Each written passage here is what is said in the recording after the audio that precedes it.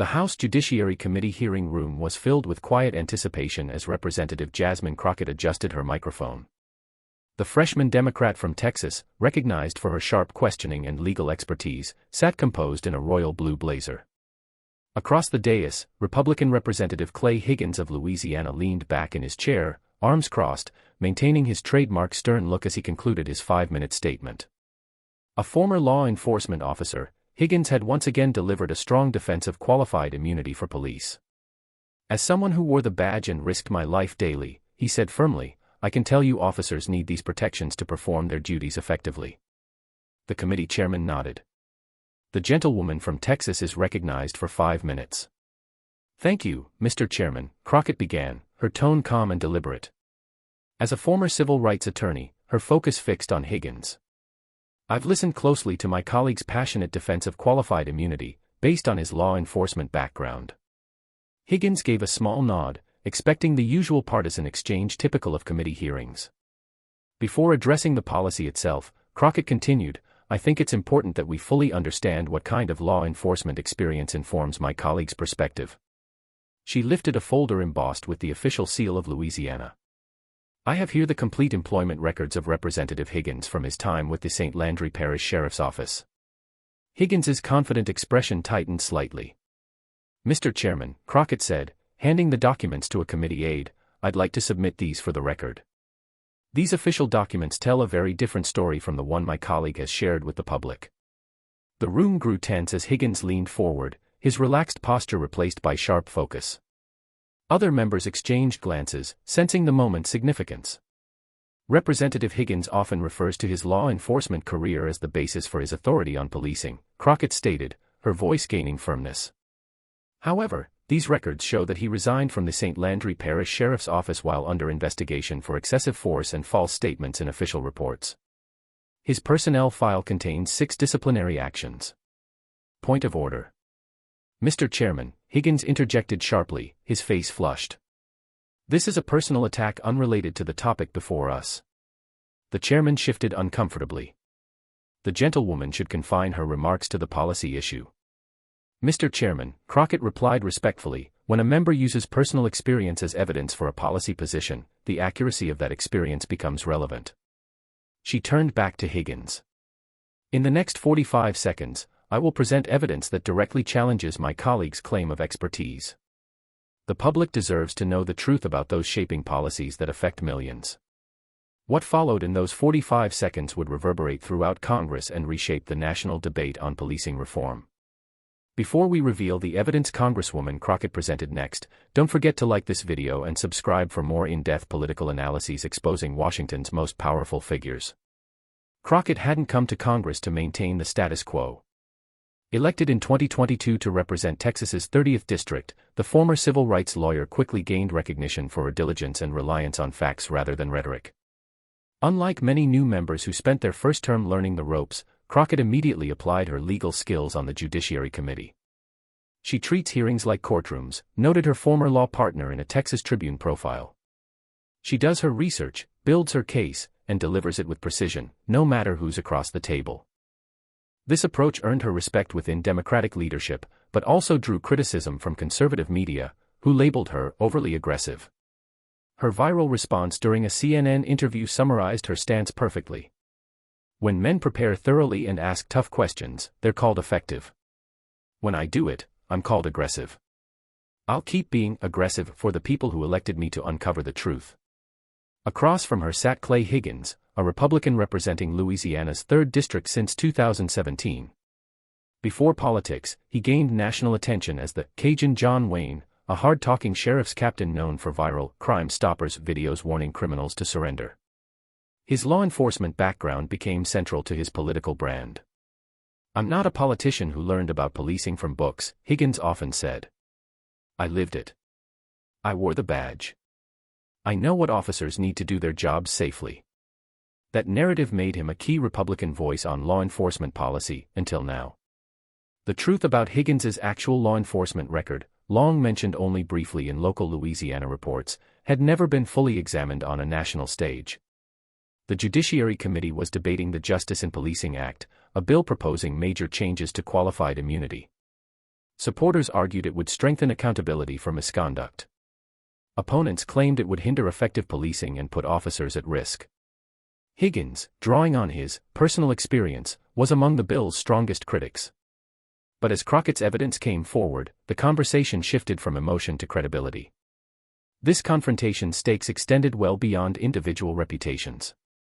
For Representative Clay Higgins, the personal stakes were enormous. His political career was closely tied to his law enforcement image.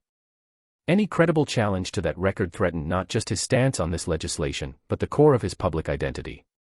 For Representative Jasmine Crockett, the risks were equally serious. Questioning a colleague's professional record was often seen as crossing a line in congressional decorum. If her evidence fell short, she risked being accused of personal attacks rather than substantive debate.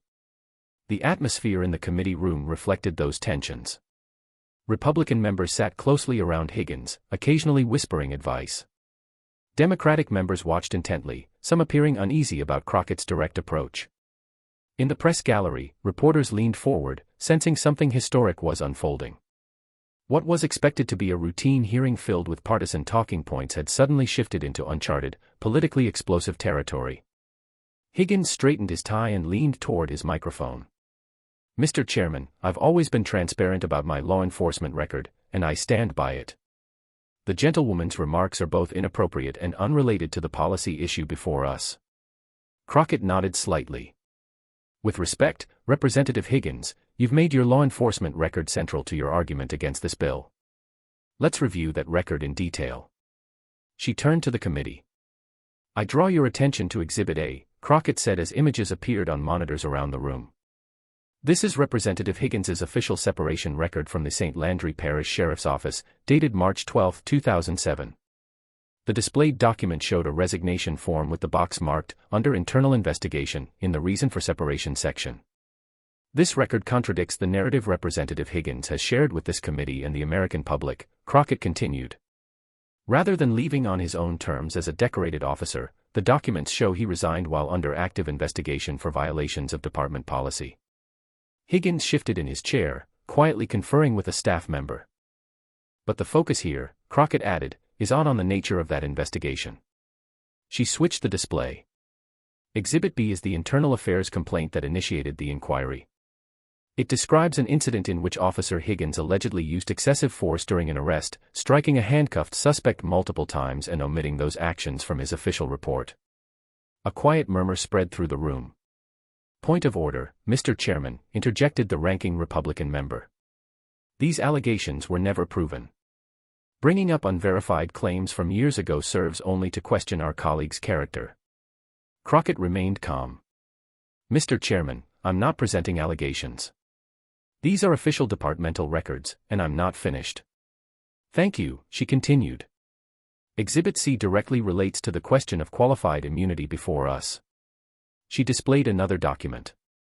This is a sworn statement from Sheriff Bobby Guidraz, Representative Higgins's former superior, confirming that Higgins was offered the option to resign rather than face formal disciplinary proceedings. The sheriff specifically noted this was not his first violation of use of force policy. Higgins spoke again, his tone tight but controlled. "Mr. Chairman, these selective documents paint a misleading picture. My law enforcement career spanned multiple years and departments. I served honorably and received numerous commendations." "That's partly true," Crockett responded evenly, "which brings me to Exhibit D." The screen displayed a timeline outlining Representative Higgins's law enforcement career across several departments. Representative Higgins did serve in multiple agencies over a 14-year period, Crockett began. What's notable, however, is that he left 3 different departments under similar circumstances, resignations while under internal review. She pointed to specific entries: Port Bar Police Department, 2004, Opelousas City Police, 2006, St. Landry Parish Sheriff's Office, 2007. Each separation followed incidents involving allegations of excessive force or violations of department policy. The room fell into heavy silence. At that moment, an unexpected intervention came from Representative Jim Jordan. "Mr. Chairman, this character attack has gone on long enough. Can we please return to discussing the legislation itself?" Before the chairman could respond, Crockett addressed the point directly. "I understand Representative Jordan's objection," she said calmly.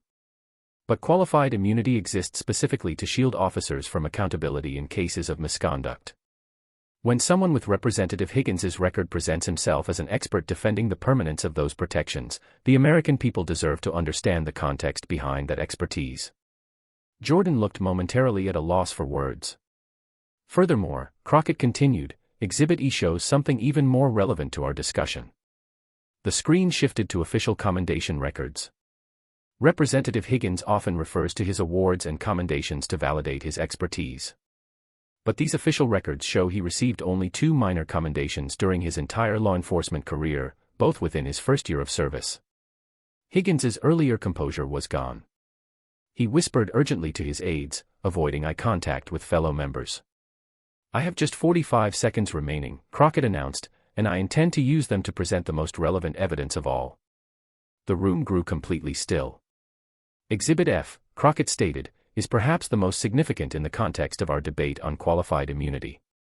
The screen displayed an official federal civil rights lawsuit filed against Officer Higgins in 2006, alleging excessive force that resulted in the hospitalization of a handcuffed suspect. The reason this case is particularly relevant, Crockett said evenly, is that Officer Higgins's defense relied entirely on qualified immunity. His attorneys did not dispute the accuracy of the allegations. Instead, they argued that even if the claims were true, he was shielded from civil liability under that doctrine. She advanced to the next page. The court ultimately agreed, dismissing the case despite acknowledging that, if proven, the alleged conduct would amount to a clear violation of constitutional rights. Crockett then turned directly toward Higgins. So when Representative Higgins insists that qualified immunity is essential for officers to perform their duties, what he fails to mention is that this very protection personally shielded him from accountability for conduct a federal judge found deeply troubling. Higgins stared straight ahead, his expression caught between anger and disbelief. Crockett displayed one final document. Most importantly, she said, after this lawsuit was dismissed, then Officer Higgins was recorded during a department meeting stating, and I quote directly from the transcript, qualified immunity is a get-out-of-jail-free card. Without it, half the guys in this department would be bankrupt from lawsuits. A quiet gasp moved through the committee room. I yield my remaining 7 seconds to the chair, Crockett concluded, closing her folder with the calm precision of a prosecutor who had just delivered a watertight closing argument. The silence that followed was overwhelming. Higgins sat motionless, his earlier confidence gone. Even his Republican colleagues, who moments earlier seemed ready to defend him, now stared at their notes or phones, avoiding his gaze. After several long seconds, the chairman cleared his throat.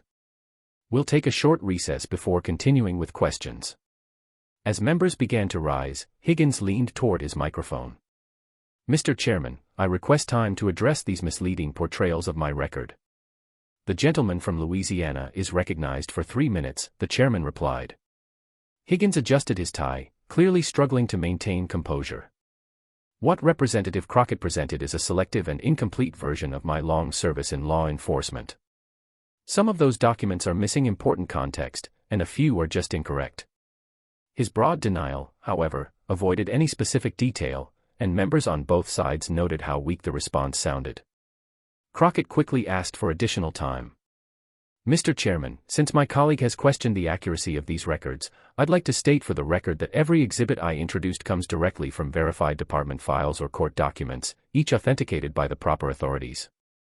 Holding up a notarized certification, she continued, this is a confirmation from the current St. Landry Parish Sheriff verifying that these are exact copies of official records.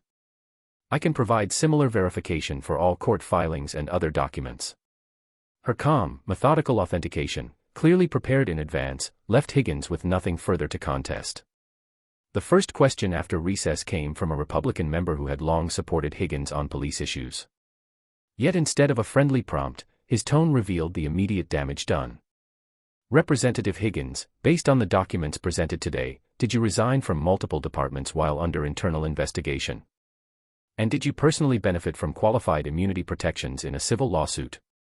The fact that this came from within his own party confirmed how decisively Crockett had shifted the room. Within minutes of adjournment, clips of Crockett's systematic presentation were trending across social media. Hashtag Crockett receipts and hashtag Higgins exposed dominated national conversations. News alerts flooded devices across Washington. One of the most devastating congressional exchanges in recent history, commented CNN's Jake Tapper. Former federal prosecutor Renato Mariotti told MSNBC, "This wasn't political theater." Crockett presented verifiable evidence that directly contradicted Congressman Higgins' narrative about his career. The implications for qualified immunity reform are significant. By evening, the political fallout had intensified. After an urgent meeting with party leadership, Higgins released a written statement claiming the documents gave an incomplete view of his career and expressing regret if past statements appeared inconsistent. The cautiously worded response only deepened scrutiny. Overnight polling showed support for reforming qualified immunity rose 12 points. Among Republicans, support jumped from 23% to 41%. 3 days later, Higgins announced he was stepping back from the qualified immunity debate to keep the focus on policy rather than personality. Insiders confirmed the decision was not voluntary. Leadership had pressured him to withdraw because he had become a liability.